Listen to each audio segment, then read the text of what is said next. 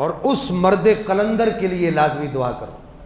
میں پہلے کہتا ہوں شاید تم میں سے تو کوئی سوچتا ہو کہ یار یہ الیاس قادری صاحب کا مرید ہے، میں مرید نہیں ہوں الیاس قادری صاحب، ہاں، اور مجھے میرے بڑوں نے منع کیا تھا کہ تم نے غیر سید کے ہاتھ پر بیعت نہیں ہونا، تو میں الیاس قادری صاحب کا مرید نہیں ہوں۔ لیکن اچھا اب یہ کوئی نس بھی نہیں ہوگی، انہوں نے منع کیا تو کوئی فرض واجب ہو گیا کہ میں نہیں ہوں گا؟ وہ میری ایک چاہت تھی میں سید کے ہاتھ پر بیعت ہوں، تو میں میرے پیر صاحب سید البصر گیلانی صاحب رحمہ اللہ، اکثر میں ان کا نام لیتا ہوں، بابا جی کہتا رہتا ہوں، تو میں اس مرد قلندر کے لیے دعا کیا کرو۔ میں نے تمہیں گزشتہ جمعہ بھی کہا تھا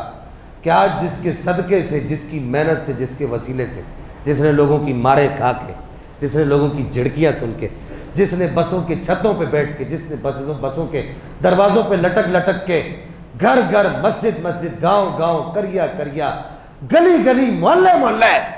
جا کر اس نے لوگوں کے دلوں میں علی اور علی کے بچوں کی محبت کا چراغ روشن کیا، اور جس کا یہ اعلان ہے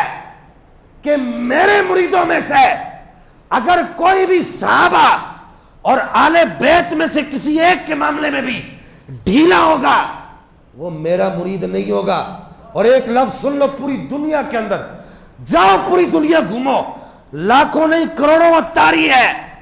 پوری دنیا گھومو، کوئی ایک اتاری ایسا دکھا دو جس کے دل میں علی کی محبت نہ ہو، علی کا نہ، یار علی تو بڑی چیز ہے۔